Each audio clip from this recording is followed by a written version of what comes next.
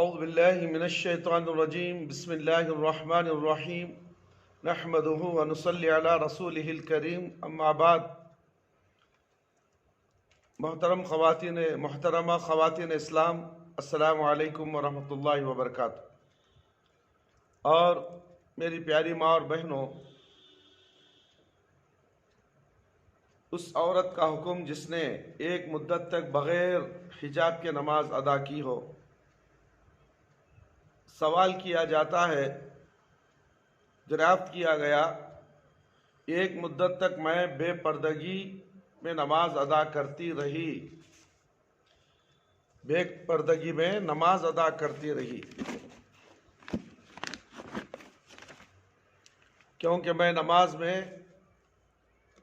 وجوب پر پردہ کا حکم نہ جانتی تھی. کیا مجھ پر اس مدت کی نمازوں کا، جن میں فرائض، نوافل، سنن سب داخل ہے، یہ اعادہ واجب ہوگا؟ واضح ہو کہ یہ مدت طویل ہے، تقریباً 6-7 سال سے بھی زیادہ ہو. خواتین اسلام، اس کا جواب یہ ہے، نماز میں پردے کے وجوب سے جہالت و ناواقفیت کی جو بات ذکر کی گئی ہے، اگر وہ مبنی بر حقیقت ہے تو ایسی حالت میں تم پر گزشتہ مدت کی نمازوں کا اعادہ واجب نہیں ہے. تمہارے لیے اللہ تعالیٰ سے اس کی معافی طلب کرنی ضروری ہے، اور بکثرت اعمال صالحہ مشروع ہے. زیادہ سے زیادہ نیک اعمال صالحہ کریں، اور اس کی دلیل اللہ رب العالمین کا فرمان ہے، وَإِنِّي لَغَفَّارٌ لِمَنْ تَابَ وَآمَنَ وَعَمِلَ صَالِحًا ثُمَّ اهْتَدَى. سورہ طہ آیت نمبر 80 پر 2. اور بے شک میں انہیں بخشنے والا ہوں جو توبہ کریں. اللہ اکبر.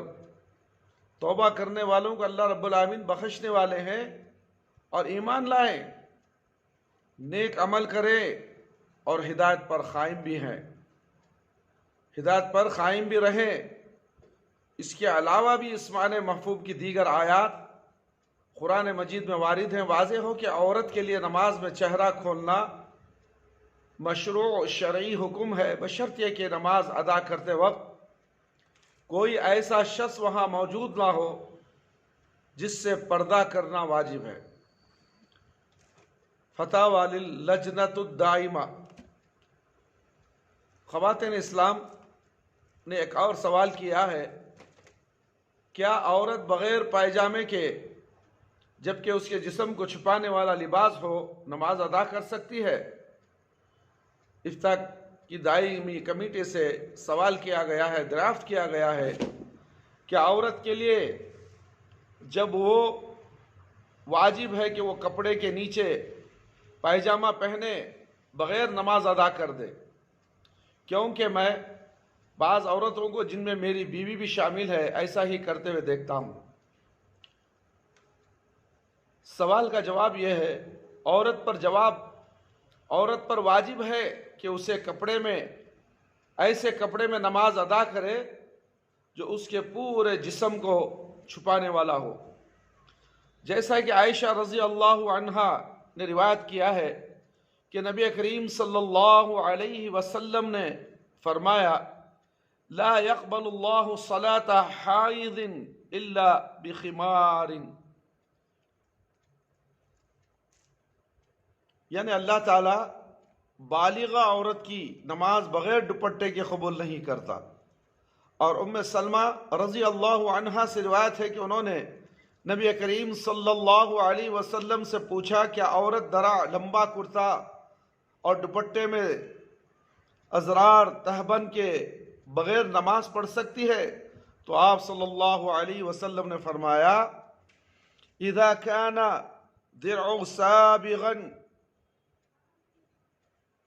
یفتی طہورا خدمیہا. یعنی جب درع اتنی لمبی اور ساتر ہو کہ اس کے قدموں کے اوپری حصے کو ڈھک لے. اس حدیث کو ابو داؤد نے روایت کیا ہے اور ائمہ حدیث نے اس کا ام سلمہ پر موقوف ہونا صحیح کہا ہے۔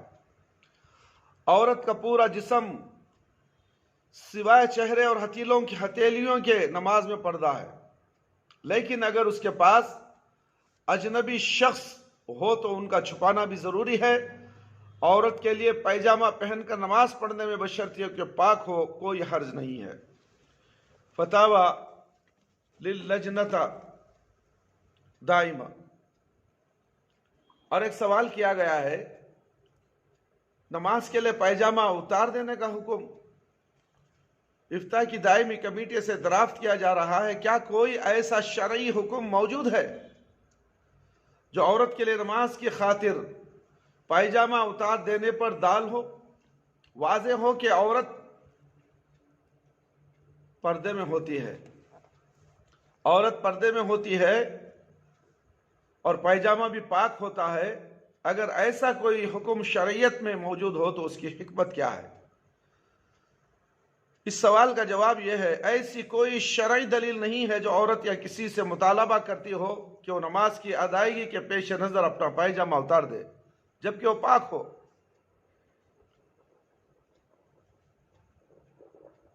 جب نماز میں ذرا یا پنڈلی کا کچھ حصہ کھل جائے، سماحت الشیخ عبدالعزیز بن باز رحمہ اللہ سے سوال کیا گیا، بہت سی عورتیں نماز میں سستی برتتی ہیں، ان کے ہاتھ کا کچھ حصہ کھل جاتا ہے اور اسی طرح خدم اور بسا اوقات پنڈلی کا کچھ حصہ بھی کھل جاتا ہے، تو کیا ایسی صورت میں ان کی نماز صحیح ہے؟ پیاری ماں اور بہنوں، آزاد مکلف عورت پر سوائے چہرہ اور ہتھیلیوں کے پورے جسم کا چھپانا واجب ہے، کیونکہ عورت مکمل پردہ ہے۔ بس اگر وہ اس حال میں نماز ادا کرتی ہے کہ اس کے پردے کا کچھ حصہ مثلاً پنڈلی، خدم، سر یا سر کا کچھ حصہ نظر آتا ہو تو اس کی نماز صحیح نہیں ہے۔ نبی کریم صلی اللہ علیہ وسلم نے فرمایا، لا يقبل اللہ صلاة حائض الا بخمار، اللہ تعالیٰ بالغہ عورت کی نماز دوپٹے کے بغیر قبول نہیں کرتا۔ اس حدیث کو احمد اور اہل سنن نے سوائے نسائی کے صحیح سند سے روایت کیا ہے۔ حدیث میں حائضہ سے مراد بالغہ عورت ہے۔ نیز نبی کریم صلی اللہ علیہ وسلم کا ارشاد ہے، المرأۃ عورۃ، عورت سراپا پردہ ہے۔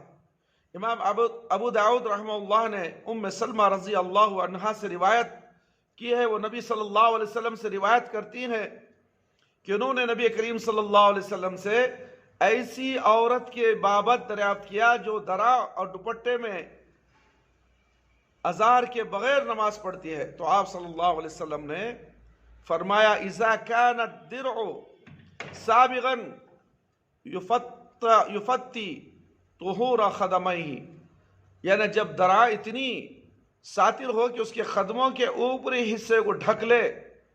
حافظ ابن حجر رحمہ اللہ نے بلوغ المرام میں فرمایا کہ ائمہ حدیث نے اس حدیث کا ام سلمہ پر موقوف ہونا صحیح کہا ہے، یعنی یہ ام سلمہ رضی اللہ عنہا کا قول ہے، اگر عورت کے پاس کوئی اجنبی شخص موجود ہو تو اس پر چہرہ اور ہتھیلیوں کا چھپانا بھی واجب ہے۔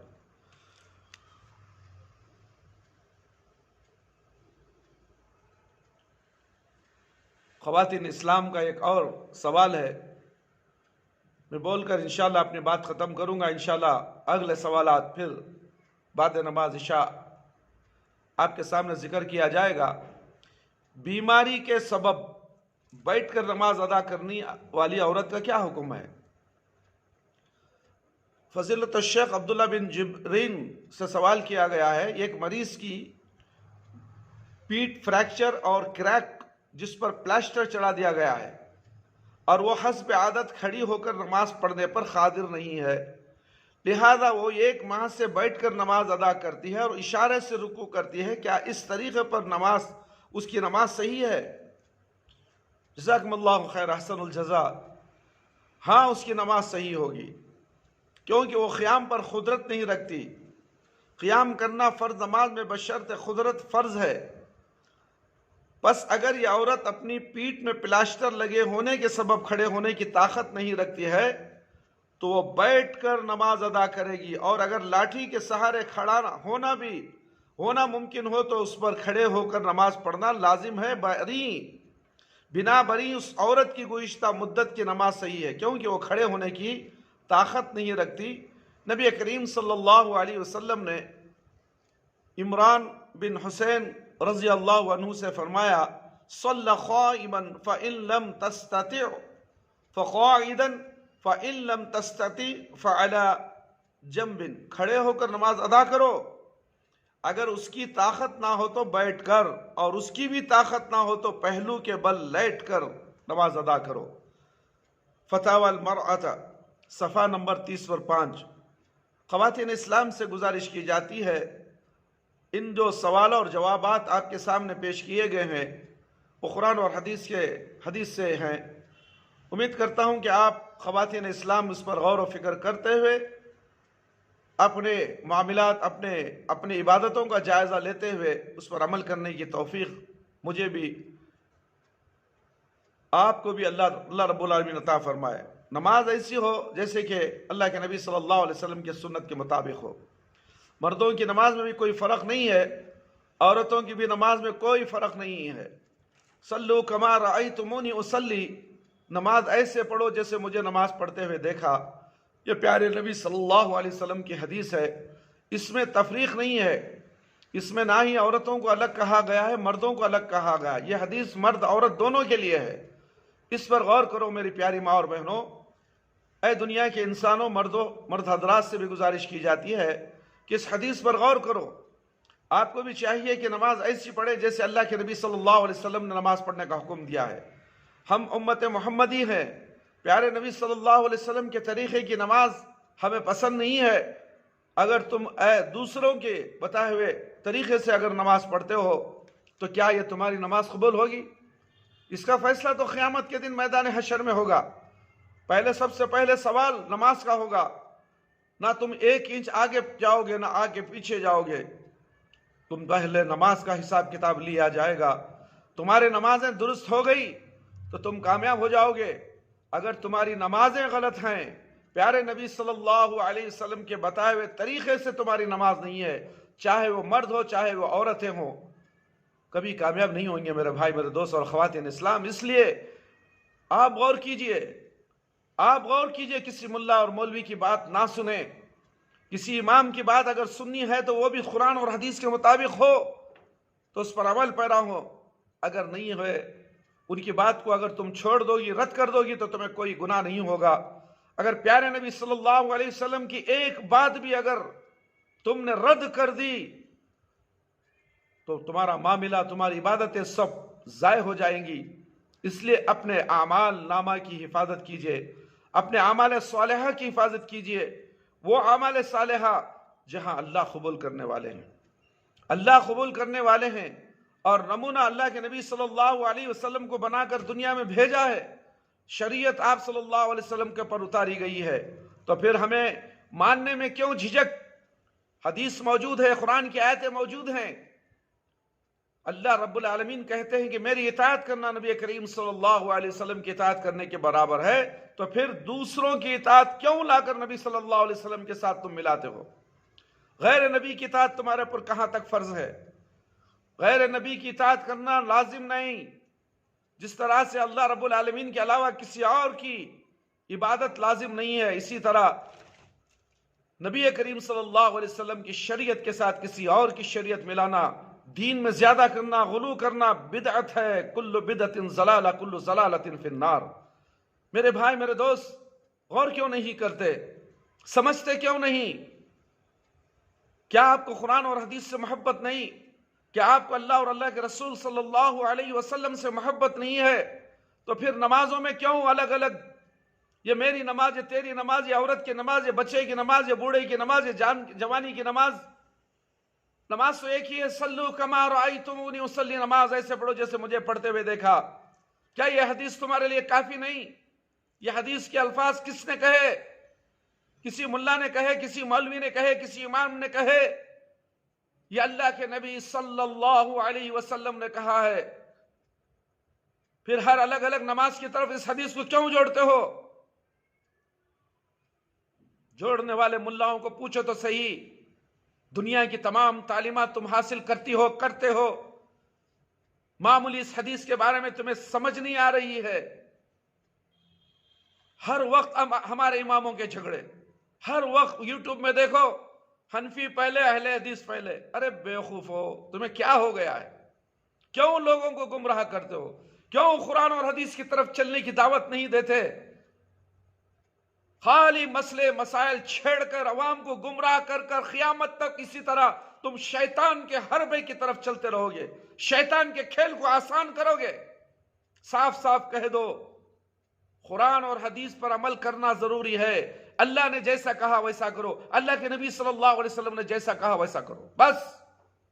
دین وہاں سے لو جہاں سے صحابہ رضی اللہ عنہم نے لیا تھا، دین تمہیں وہاں سے لینا ہے جہاں سے صحابہ رضی اللہ تعالیٰ عنہ عمل کر کے اس دنیا سے چلے گئے۔ اللہ نے کہا رضی اللہ عنہ ورضوا عنہ، اللہ ان سے راضی ہے، اللہ سے راضی ہو گئے۔ کیا یہ جنتی نہیں تھے؟ کیا اس وقت اماموں کا جھگڑا، نمازوں کا جھگڑا، یہ میری نماز، یہ تیری نماز، یہ فلانی نماز تھی تو شیطان نے تمہیں ورغلایا ہے اور تم شیطان کی عبادت کرتے ہو۔ اللہ رب العالمین نے نماز کا طریقہ جبرائیل علیہ السلام کو سکھایا، جبرائیل علیہ السلام اللہ کے نبی صلی اللہ علیہ وسلم کو سکھائے، اور نبی کریم صلی اللہ علیہ وسلم صحابہ کو سکھائے۔ تم بتاؤ تو صحیح، کسی بزرگ کو اللہ نے جبرائیل کے ذریعے سے نماز کا طریقہ سکھا کر بھیجا، تم نمازیں پڑھتے ہو؟ پیارے نبی صلی اللہ علیہ وسلم کے طریقے نماز سے اتنا چڑ، رفع دین منسوخ، نمازش منسوخ بول ڈالو، کہانی ختم۔ یہ منسوخ، وہ منسوخ، وہ دور میں ایسا تھا۔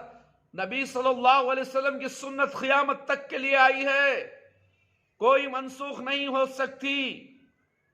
دین مکمل ہو گیا، اللہ کے نبی صلی اللہ علیہ وسلم کہہ دیے میرے بعد تم زیادہ فتنے دیکھو گے، تابڑ توڑ فتنوں کا زمانہ آئے گا، ہزاروں فرقے ہوں گے۔ آج ہزاروں فرقے ہم اپنی آنکھوں سے دیکھ رہے ہیں، ہر فرقے والا یہی کہتا ہے کہ ہم جنت کو جائیں گے، ثبوت مانگو، منہ پھیر لیتا ہے۔ اللہ اکبر، ثبوت نہیں، دلیل نہیں۔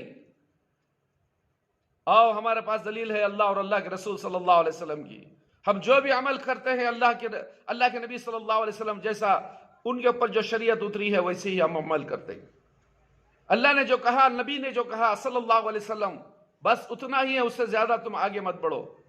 5 وقت سے ہی نماز پڑھ لو، ذکر و اذکار کر لو، نفل نماز پڑھ لو، اللہ نے دولت دی ہے حج کر لو، زکوٰۃ دے دو، اور کیا کرو گے تم؟ تمہارے لیے جنت ہے۔